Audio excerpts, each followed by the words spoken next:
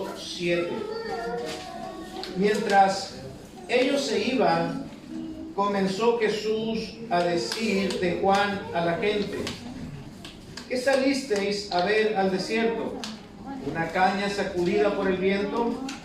¿O qué salisteis a ver? ¿A un hombre cubierto de vestiduras delicadas? Y aquí, los que llevan vestiduras delicadas en las casas de los reyes están. Pero, ¿qué salisteis a ver? ¿A un profeta? Sí, os digo, y más que profeta, porque este es de quien está escrito: he aquí yo envío mi mensajero delante de tu paz, el cual preparará tu camino delante de ti. De cierto os digo, entre los que nacen de mujer, no se ha levantado otro mayor que Juan el Bautista, pero el más pequeño en el reino de los cielos, mayor es que él. Dice el verso 11, de cierto os digo, entre los que nacen de mujer, no se ha levantado otro mayor que Juan el Bautista. Jesús está diciendo que este hombre, que su precursor, Juan el Bautista, era el ser humano más grande que había vivido hasta ese tiempo. Este hombre poseía entonces cualidades, virtudes superiores como ser humano, distintas a las de cualquier otro. Las palabras hacen ver a Juan, las palabras de Cristo nos hacen ver a Juan de una manera inigualable, incomparable a todos los antecesores, profetas o no profetas, todos los que estuvieron antes de él. Jesús exalta la grandeza humana de Juan el Bautista, pero lo hace de una manera particular, de una manera muy especial, muy distinta a la forma en la que el mundo establece sus normas para decir quién es grande y quién no lo es. El mundo tiene muchas maneras para determinar la grandeza de las personas. Por ejemplo, el mundo estima grandes a quienes obtienen grandes logros intelectuales. Consideramos grande a Nikola Tesla, a Albert Einstein. También el mundo considera y tiene en alta estima a grandes líderes políticos destacados como Martin Luther King o Nelson Mandela, y se dice que estos son grandes hombres o fueron grandes hombres. El mundo enaltece la grandeza de atletas que han logrado récords o medallas de oro en las Olimpiadas. Se considera grandes a Usain Bolt, a Lionel Messi o a Cristiano Ronaldo. Se considera que son grandes entre los grandes del deporte. Se considera también grandes a aquellos hombres que poseen grandes riquezas y poder, y se admira y se enaltece a un Bill Gates, por ejemplo. Pero Jesús nos enseña cuál es la medida de la verdadera grandeza que un hombre puede poseer.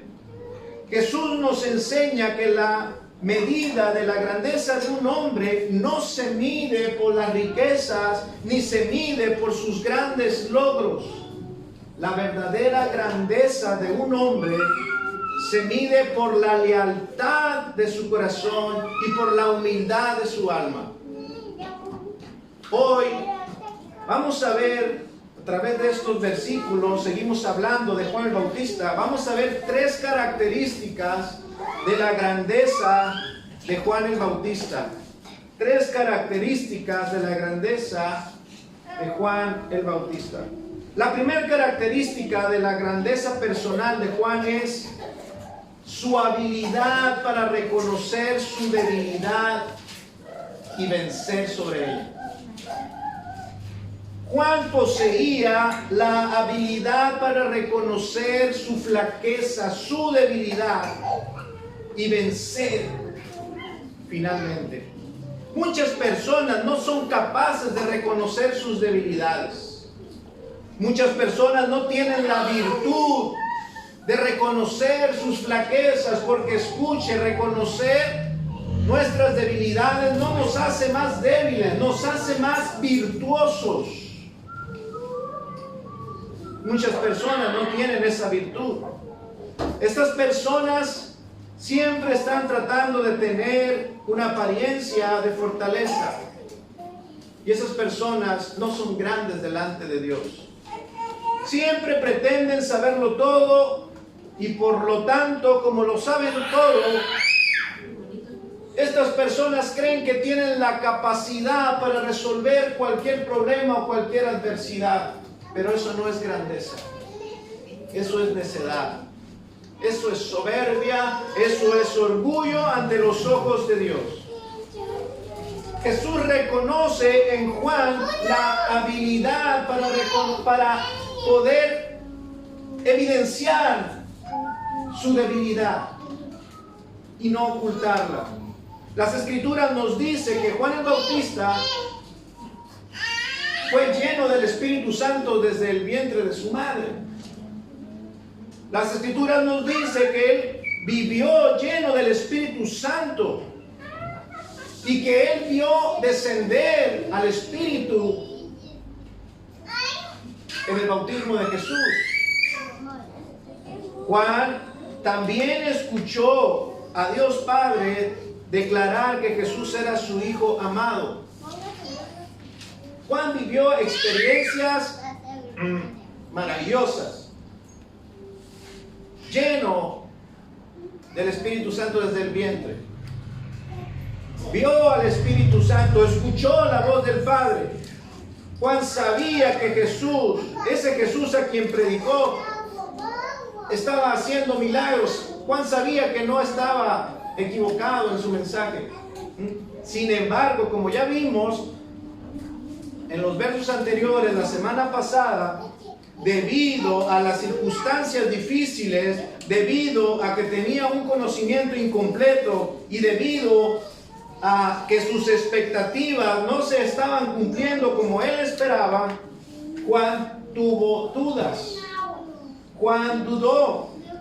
Juan estaba muy confundido. Es muy probable que Juan sintiera cosas malas en contra de Dios.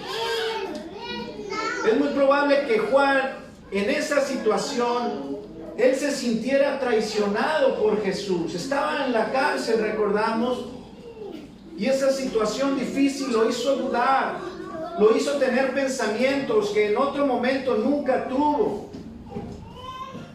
La estaba pasando mal, como decimos nosotros. Él pudo haber pensado, bien, Jesús me ha traicionado, yo que hablé también de él, y ahora estoy yo aquí en la cárcel y ayuda a todos menos a mí. Seguramente Juan se estaba sintiendo desamparado. Pero hermanos, todo el mundo tiene problemas. Todo el mundo tiene problemas, pero vencerlos, cruzar, avanzar a pesar de los problemas es lo que hace a un hombre grande y mantiene a otros pequeños. La gente que vence sus obstáculos es la gente grande, la gente que se esfuerza. La gente grande es la gente que se niega a dejarse vencer por su confusión. Hay gente que dice, no, es que no sé qué hacer. Se deja vencer. Es que ya no hay salida, ya fui aquí, ya fui acá, ya hice esto, ya hice lo otro. O no entiendo esta situación, se me escapó de las manos, entonces me rindo.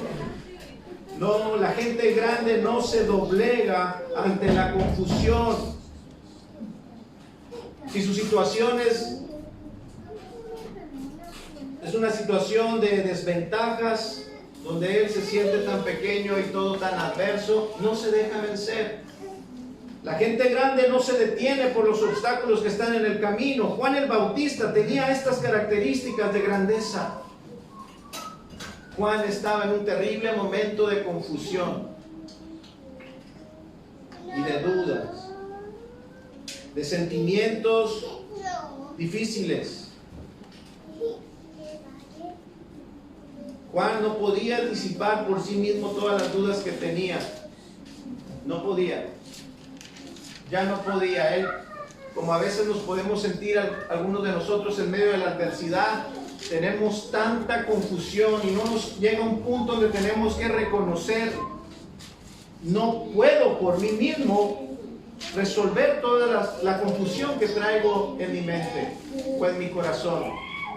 Esa era la situación de Juan. Las dudas, su confusión lo estaba consumiendo. No era la carencia de cosas en la cárcel, porque Juan vivía en el desierto, no estaba acostumbrado a lujos. Lo que lo consumía eran sus pensamientos, su confusión en su mente.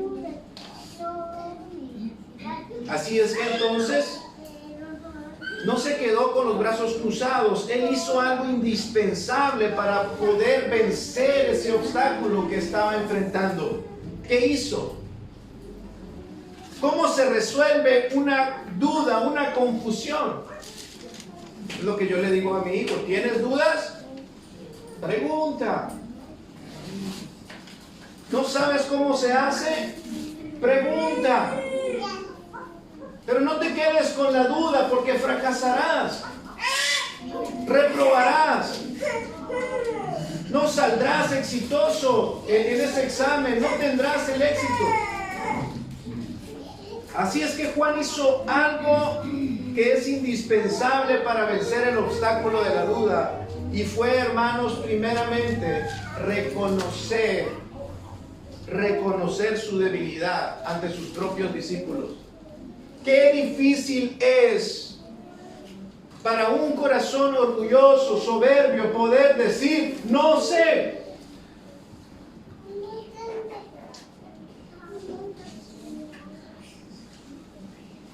Creía saber, creía poder resolver esta situación, este asunto. Creía poder entender algo, pero ahora me doy cuenta que no sé.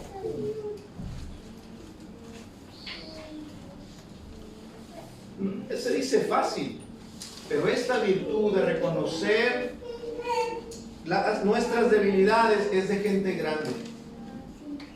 Es de verdadera gente grande. Es una virtud que valoró Cristo en la vida de Juan. Vinieron los discípulos a Jesús. Y eso quiere decir, los discípulos de Juan vinieron a Jesús. Eso quiere decir que Juan tuvo que confesar su debilidad a sus propios discípulos. Decirles: ¿saben qué? No sé. Vayan y pregúntenle a Jesús. Estoy confundido. Vayan y pregunten a Jesús. Esto es de un corazón, hermanos, humilde. Reconoció su debilidad ante sus propios discípulos y le pidió entonces a dos de ellos que fueran a buscar a Jesús para disipar sus dudas. Juan no intentó proteger su reputación.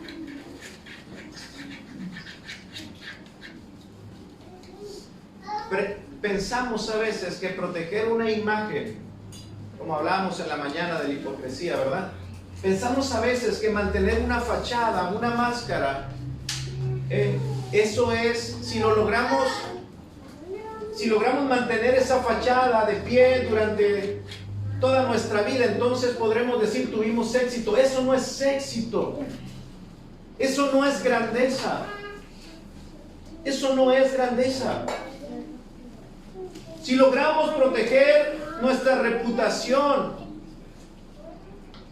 un estudiante cristiano, mientras esté en la escuela, ya quiero terminar la escuela porque quiero proteger ahí mi imagen. O durante este tiempo en el trabajo. Juan no intentó proteger su reputación ante sus discípulos. No tenía ningún interés en ser un hipócrita. Y esa era la verdadera grandeza de Juan. Él no tenía interés en mostrar esa fachada, fingiendo ante sus discípulos que estaba fuerte y que lo sabía todo. No. Su fe no era perfecta y lo evidenció. Su seguridad no era tan firme y también tuvo la humildad para dejarse ver ante sus discípulos que no era tan fuerte. Así es que la humildad de Juan lo libró de ser un hipócrita más religioso como lo había ya en Israel en esos tiempos. Por eso Jesús exalta la grandeza de Juan. No ha habido ni uno como él. El orgullo es la maldición, dijo alguien. El orgullo es la maldición que arruina la verdadera grandeza. El orgullo. La persona orgullosa que se niega a admitir sus errores. La persona orgullosa que se niega a hacer frente a sus debilidades. Un hombre orgulloso entonces está condenado a vivir como un hipócrita. Y Juan no fue ese tipo de hombres. Juan no fue ese tipo de hombres. ¿Dónde está la grandeza de Juan? Decimos, número uno, o primera característica es, tuvo la virtud de mostrar sus debilidades para vencerlos. Segundo, Juan poseía una fuerte convicción. Esta es la segunda característica de la grandeza de Juan. Dice el verso 7, mientras ellos se iban, comenzó Jesús a decir de Juan a la gente. Hermanos, esto quiere decir que cuando llegaron los discípulos de Juan con Jesús, no lo hicieron en secreto. Llegaron los discípulos de Juan ante Jesús y Jesús estaba rodeado de mucha gente y de hecho iban andando. Y los discípulos, al preguntarle a Jesús, también evidenciaron a las multitudes que Juan estaba teniendo dudas.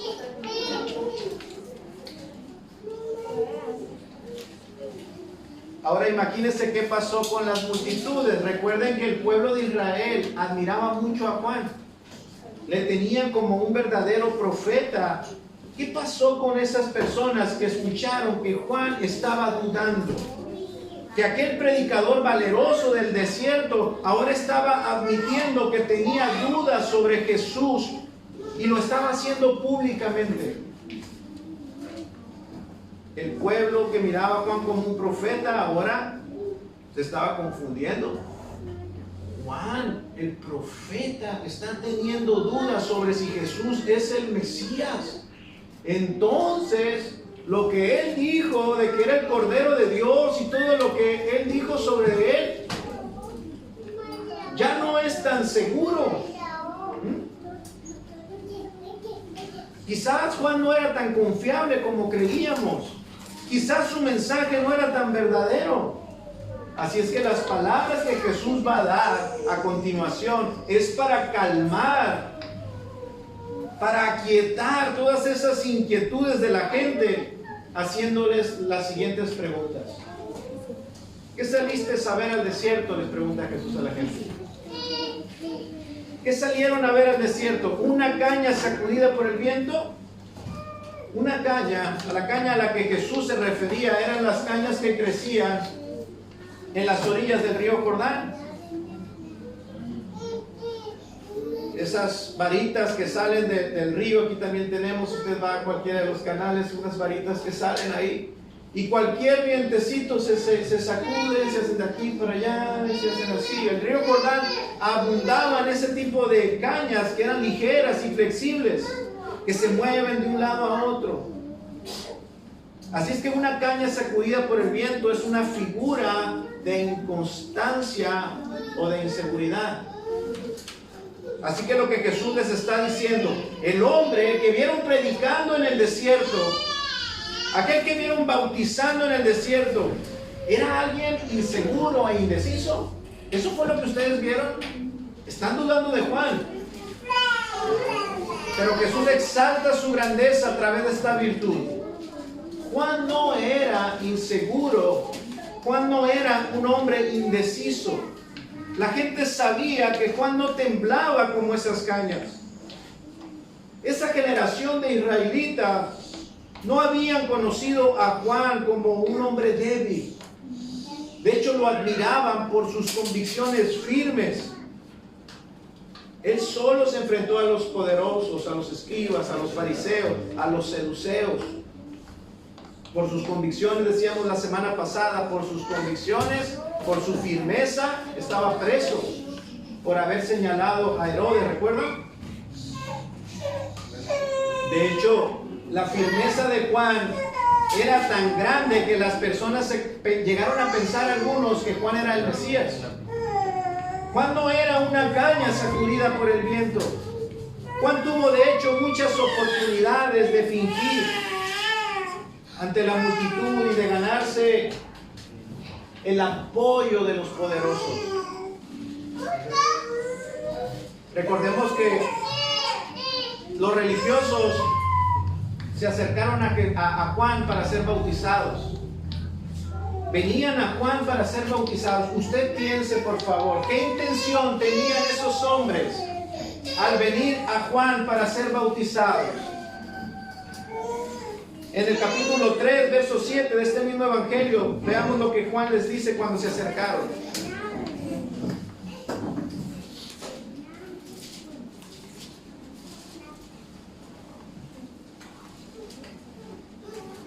Dice, al ver él que muchos de los fariseos y de los saduceos venían a su bautismo, les decía, generación de víboras, ¿quién os enseñó a huir de la ira venidera?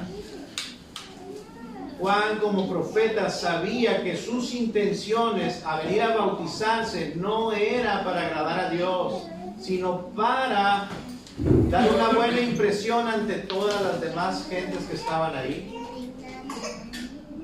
Quizás ellos podían asociarse con Juan, comprar a Juan, jalar a Juan el Bautista, sacarlo del desierto y meterlos a una de sus sectas.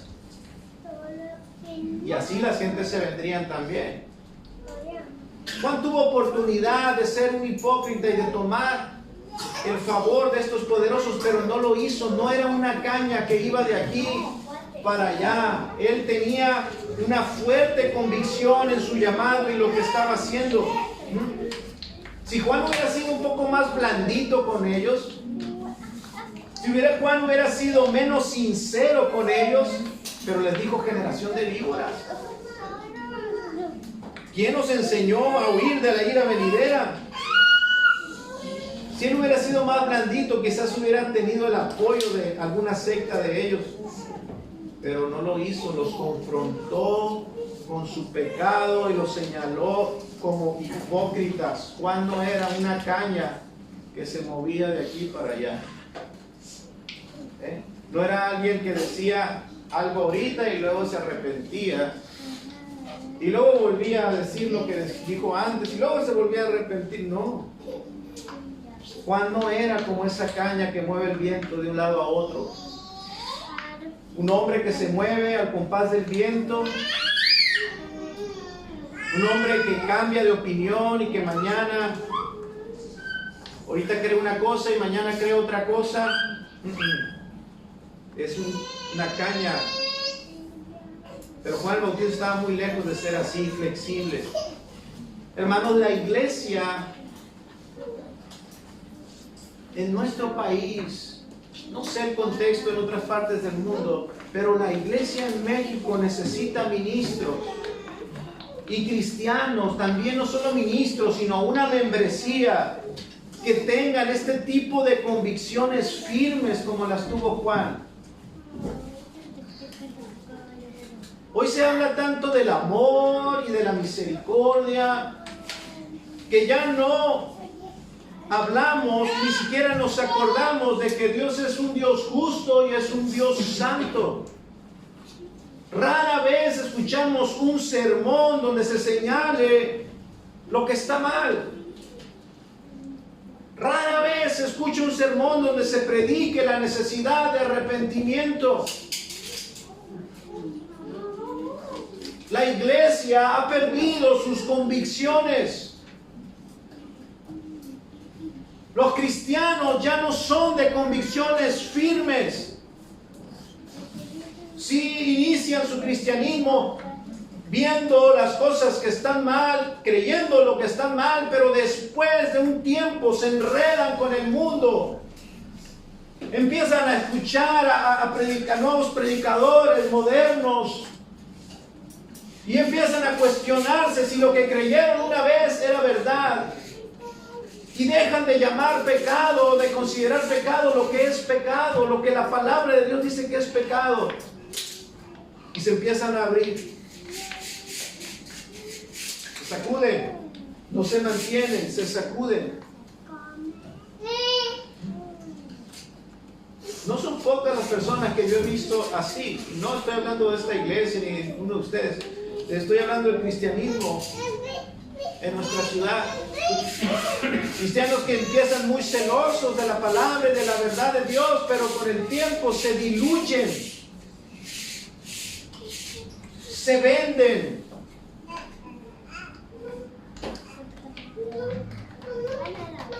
En un tiempo yo tuve un mentor que me dijo, mira, me dijo ese mentor que yo tuve, la gente no necesita que tú le digas lo que está mal. La gente ya tiene suficientes problemas en su casa, con sus hijos, las mujeres con sus esposos. La gente no necesita que le hables del pecado. La gente lo que necesita es que tú le digas cómo solucionar los problemas económicos, que le ayudes, que le digas cómo solucionar sus problemas de comunicación con su esposo y con sus hijos.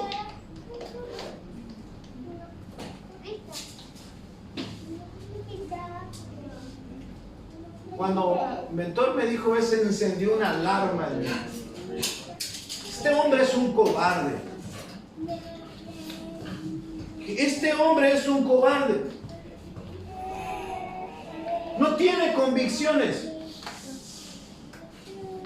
Quiere tener la iglesia llena. Quiere agradarle a los hombres.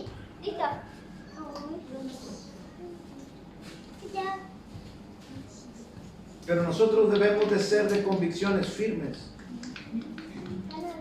Lo que está bien, siempre va a estar bien, aunque todos los demás estén en contra.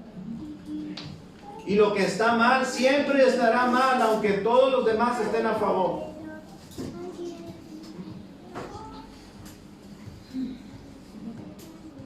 La iglesia necesita verdaderos hombres con convicciones en los púlpitos y en los asientos.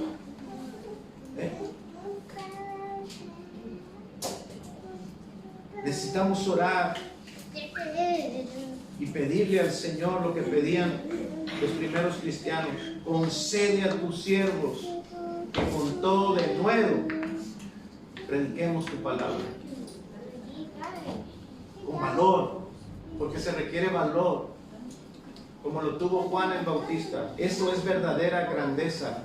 No tener una iglesia grande, no tener una apariencia de éxito, porque Dios sabe lo que es el verdadero éxito. La dicha de un verdadero cristiano es hacer la voluntad de Dios y disfrutar de Él para siempre.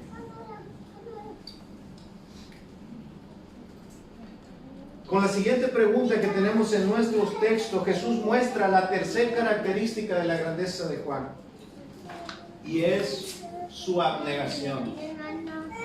¿Qué salisteis a ver? Jesús dice: a un hombre cubierto de vestiduras delicadas. He aquí los que se visten de vestiduras delicadas en la casa de los reyes están. ¿Pero dónde está Juan? En la cárcel. ¿Acaso Juan está está en la corte del rey? ¿Dónde está Juan? Está en la cárcel. ¿Qué salieron a ver al desierto? ¿Por qué dudan de la grandeza de Juan? Un historiador de esa época dice que en ese entonces muchos de los escribas se habían adherido a Herodes y dejaron sus vestiduras que los identificaban como escribas, vestiduras sencillas, y se vistieron de vestiduras finas para estar dentro de la corte de Herodes. Por eso Jesús les dice a los hombres: ¿acaso Juan hizo lo mismo que alguno de ellos? Juan está en la corte, come y se tutea con Herodes, es amigo de los poderosos. ¿Qué salieron a ver al desierto? ¿Por qué dudan de la grandeza de Juan? Juan era un hombre abnegado. Juan se mantuvo fiel a su mensaje y mantuvo sus vestiduras, las vestiduras que te llevaban los verdaderos profetas. Así es que Juan no se vendió. No se equivoquen, no duden de la grandeza de Juan, porque Juan no se vendió la riqueza ni se comprometió con los poderes políticos. Juan no tomó por el camino ancho y espacioso. El camino fácil nunca ha sido el camino del éxito, hermano. Y Juan no iba por el camino fácil. Estamos en el capítulo 3, volvamos al capítulo 3. Y veamos las vestiduras de Juan. Verso 4. Dice que su vestido era de pelo de camello y tenía un cinto de cuero alrededor de sus lomos. Y su comida eran langostas y miel silvestre. Jesús os enseña, hermanos, que la verdadera grandeza de un hombre no está en ser autocomplaciente, egocéntrico, alguien que nomás piensa en sí mismo. Juan no era esa persona que quería y buscaba su felicidad, su propio beneficio. Él no estaba buscando una mejor vida. Ahora no. Él no quería complacerse a sí mismo. Y eso, ante los ojos de Dios, es de gran valor, es de verdadero valor. Juan buscaba hacer la voluntad de Dios y vivir de la manera en que Dios se lo había concedido. No andaba quejándose. ¿Acaso Juan mostró en algún momento de su ministerio insatisfacción por vivir en el desierto? No, eso es verdadera grandeza. Aceptar lo que Dios le da y aceptar donde Dios lo puso. ¿Acaso vieron a Juan buscando la manera de encontrar que su ministerio se fuera en otra dirección de una manera más cómoda? No. ¿Vieron a Juan intentando meterse o ganarse algún puesto en alguna sinagoga? Tratando de tener algún puesto o alguna posición entre los fariseos o escribas. No, Juan estaba contento por estar donde Dios le puso y de la manera que Dios lo puso. Y eso es verdadera grandeza, hermano.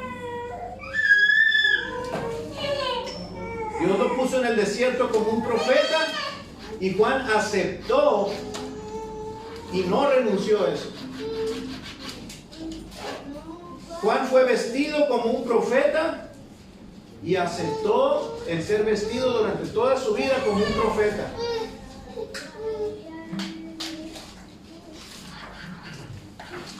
Hermano, en esto hay mucha enseñanza y mucha aplicación para nosotros.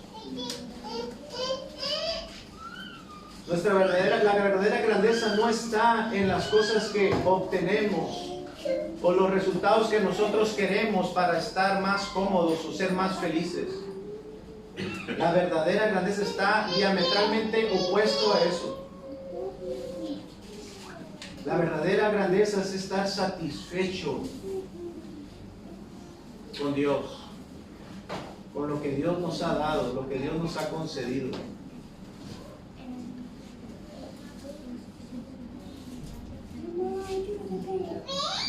Un hombre que es ambicioso y aprovechado no puede ser un verdadero hombre de Dios o un grande delante de los ojos de Dios. Jesús entonces exalta la grandeza de alguien que está preso, no de alguien que está encumbrado, no de alguien que está entre los poderosos. No hay otro más grande que Él. ¿Y dónde está está en la cárcel. ¿Y cómo viste? Pues como lo vestiste, como un profeta, así permanece. Ese es un verdadero hombre grande. Y no ha habido uno más grande que él. En eso consiste la verdadera grandeza. Así es que Jesús le recuerda a los que dudaban de Juan.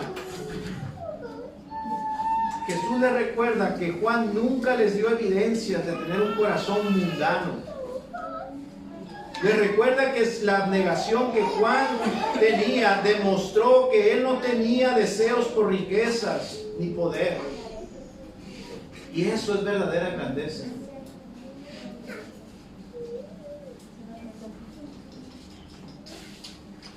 Comía y vivía de una manera totalmente opuesta a los hipócritas y corruptos religiosos y políticos, sin ningún interés de vivir cómodamente, ningún interés. A Juan no le interesaba vestir mejor, sin ningún interés de recibir aprobación del mundo, no tenía interés de caerle bien a los religiosos, no. Como dije, lo único que a Juan le consumía era hacer la voluntad de Dios. Así es que él nunca demostró sentirse atraído por el mundo y por sus normas. Y eso Dios lo ve. Dios lo ve. La iglesia carece de este tipo de ministros y de cristianos en nuestra época, abnegados como Juan. Si usted enciende el televisor donde hay un supuesto canal cristiano y pone ahí, usted va a escuchar los mensajes, y esos mensajes, si usted pone atención, siempre van a estar enfocados en agradar a los hombres. Si usted prende la radio y escucha a la supuesta estación cristiana que está ahí, siempre va a escuchar a la locutora, la que está ahí, hablando de una manera donde pueda su mensaje ser agradable para todos. Pero nunca le va a decir a su audiencia: arrepiéntanse de sus pecados, porque morirán, porque serán juzgados, porque Dios es santo. No.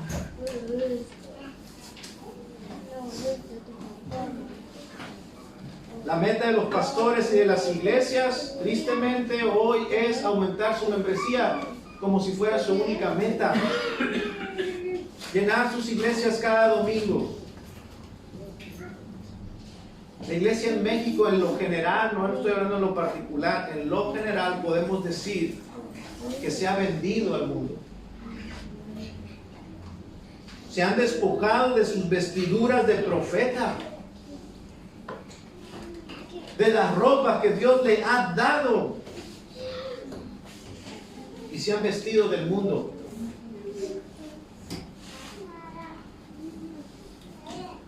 No hablan ya la palabra de Dios por temor, por cobardes,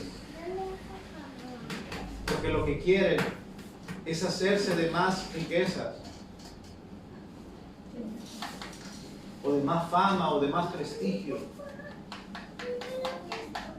No hablan la palabra de Dios, solo hablan lo que el mundo quiere oír: riqueza, prosperidad, vida feliz. La iglesia en México hoy dice paz, paz, y no hay paz. La iglesia no está vestida de profeta, se ha vestido como el mundo. Ahora se llaman, como he dicho antes en otras ocasiones, ya no son pastores, son coaches de vida, motivadores, payasos en los púlpitos. Payasos que entretienen a las almas que van al infierno.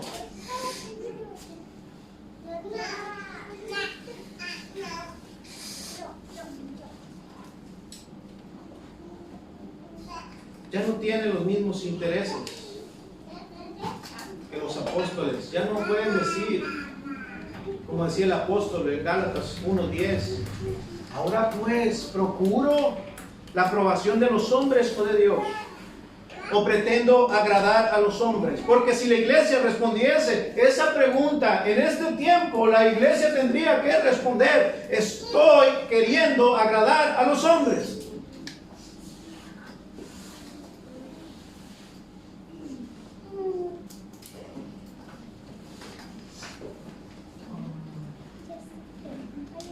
El apóstol dice que quien responde así no puede llamarse siervo de Cristo, porque si hasta ahora hubiese agradado a los hombres, no sería siervo de Cristo.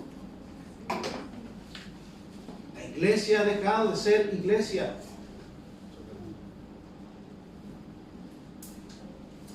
Ay, hermanos, pero donde hay falsos siervos de Cristo es porque... ¿por qué razón? ¿Por qué hay quien ofrece ese mensaje de felicidad, de prosperidad, ese falso evangelio? ¿Por qué hay en México tantos que ofrecen ese mensaje? La realidad es que también hay una membresía que está demandando ese tipo de mensajes. Hay falsos creyentes que se agradan de ese tipo de ministros.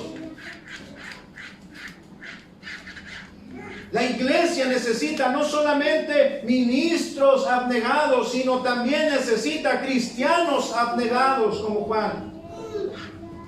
Cristianos que no amen las mismas cosas que el mundo, que no asistan a la iglesia a tratar de recibir los beneficios de un club social. Que no se estén quejando porque no, la iglesia no tiene todas las comodidades.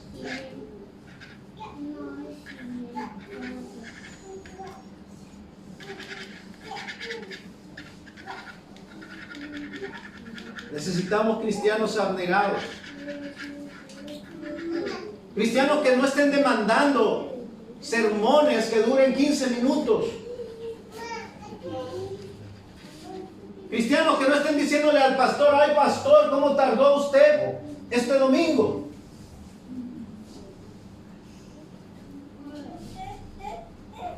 Ay pastor, otra vez nos habló del pecado, otra vez nos habló de la ley, de la gracia, otra vez nos habló de la predestinación. Ay pastor, otra vez nos va a hablar doctrina. Ay, otra vez pastor, vamos a iniciar con estudios de doctrina. ¿Y qué quería?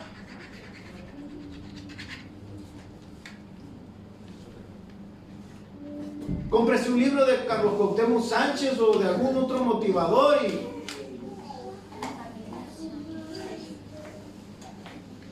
la iglesia necesita cristianos que no estén buscando las mismas cosas que el mundo. Cristianos abnegados que no estén esperando recibir un trato especial. La iglesia no es una membresía dorada donde usted va a esperar recibir un trato 5 estrellas.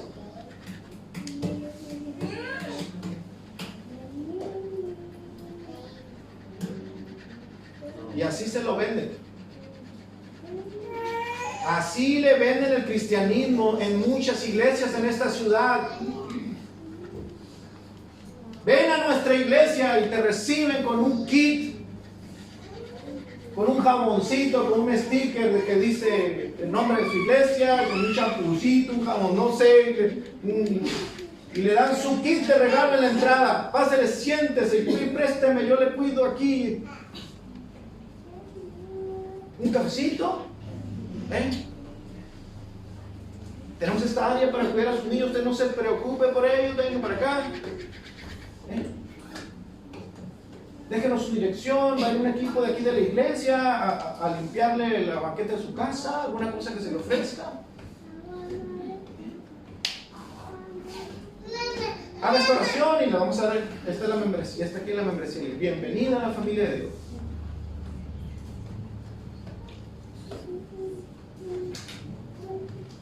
Esto no es broma. No es broma.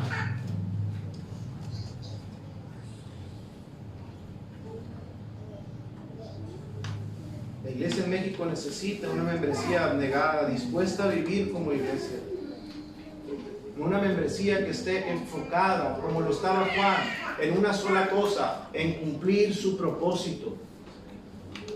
Necesitamos una iglesia de ministros y de miembros que estén enfocados en cumplir su propósito como iglesia, que no es uno solo. Necesitamos adorar a Dios, necesitamos predicar el Evangelio y necesitamos servirnos mutuamente, porque no estamos en la iglesia nomás para recibir,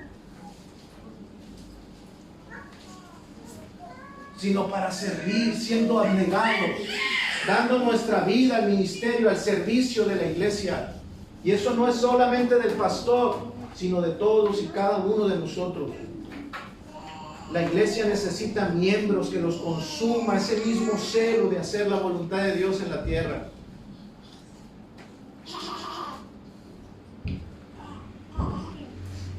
Pero empieza el servicio a las 10 de la mañana y la mitad de la iglesia está aún todavía en sus casas.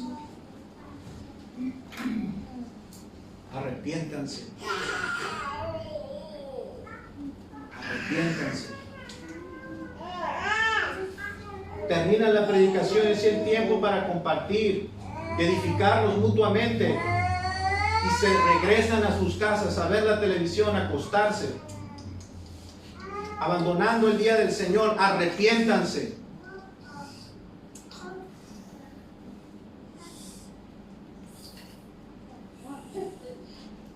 Es que tengo muchos quehaceres. Vives como el mundo. Pero el cristiano tiene convicciones y vive bajo esas convicciones. Y esas convicciones lo hacen un hombre abnegado, dispuesto a sacrificarse.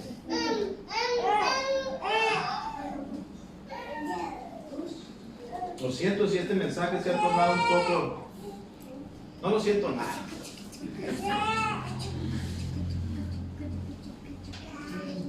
Hermanos, ¿qué provecho hay para nosotros que el Señor haya enaltecido a Juan?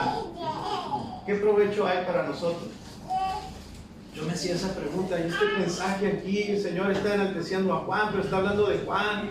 ¿Qué tiene que ver eso con nosotros? Mucho.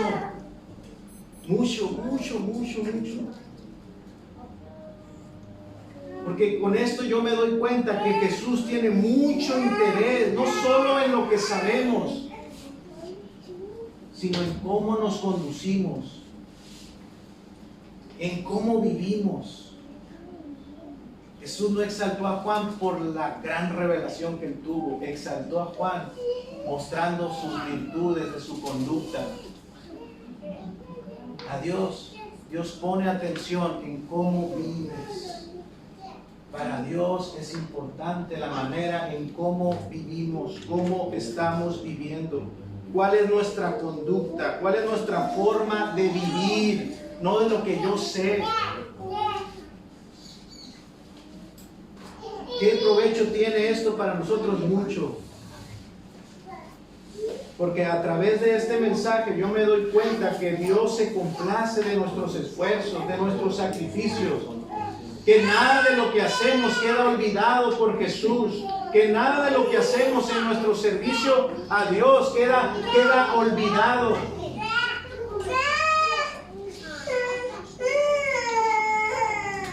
Él se complace en todos nuestros esfuerzos. Y podemos esperar, escuche, podemos esperar de Jesús el mismo reconocimiento. Es más, aún mayor. Porque Jesús dijo que el más pequeño en el reino sería mayor que Juan. Nosotros podemos esperar que Jesús nos reconozca aún de una manera más gloriosa, más excelsa que la que reconoció a Juan.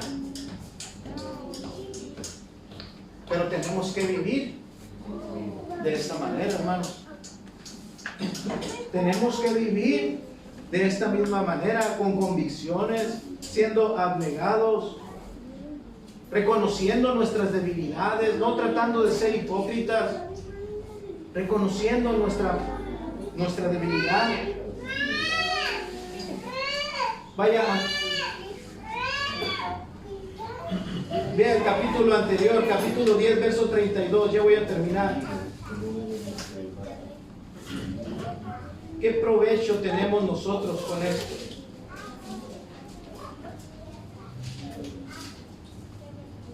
Jesús dijo, a cualquiera pues que me confiese delante de los hombres, yo también te confesaré delante de mi Padre.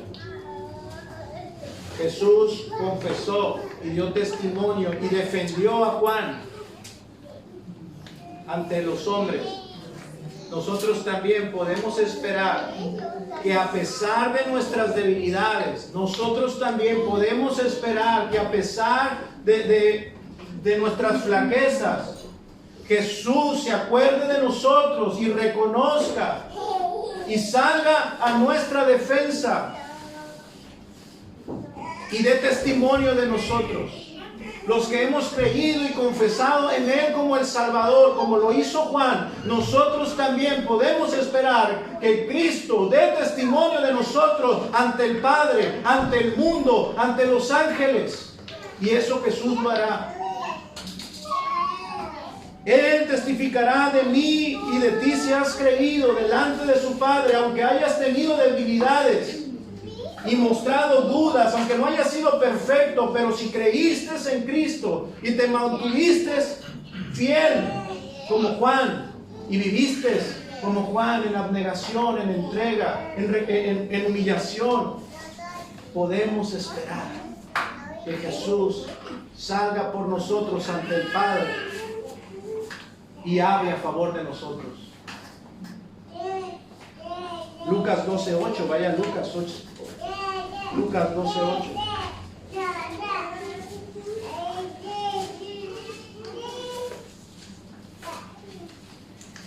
Os digo que todo aquel que me confesare delante de los hombres, también el Hijo del Hombre le confesará delante de los ángeles de Dios. Hermanos, el más pequeño en el reino será mayor que Juan. Juan fue reconocido y exaltado delante de los hombres. Jesús salió a defensa de Juan y exaltó a Juan delante de los hombres, pero no solamente nosotros recibiremos eso, sino que nosotros seremos exaltados y reconocidos por Cristo delante de los mismos seres celestiales, de los ángeles. Mateo 25:31, con este pasaje termino.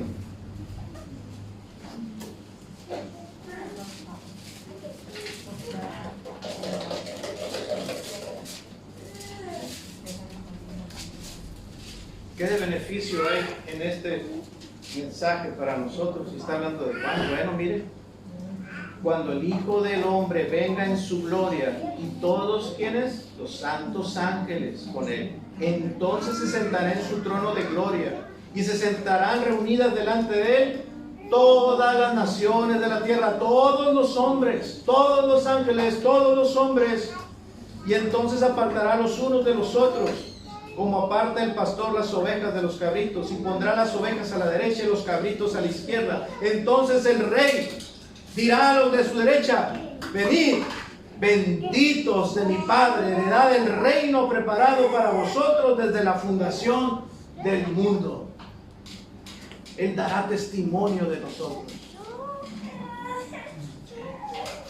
Esta es la verdadera grandeza que no solamente pudo haber poseído Juan el Bautista, sino todos los que están en el reino de Cristo experimentarán Cristo testificando a favor nuestro, defendiéndonos a pesar de nuestras debilidades, a pesar de nuestras flaquezas, a pesar de todas las veces que flaqueamos durante esta vida. Jesús aclarará todas las dudas y dirá: estos son los benditos de mi Padre. Ellos perseveraron, no se dejaron vencer, no fueron hipócritas, fallaban, pero se dolían y se arrepentían. Fueron constantes, lucharon y creyeron en mí, tenían un verdadero corazón para mí. Estos son bienaventurados. Vamos a dar gracias a Dios, hermanos, por su palabra.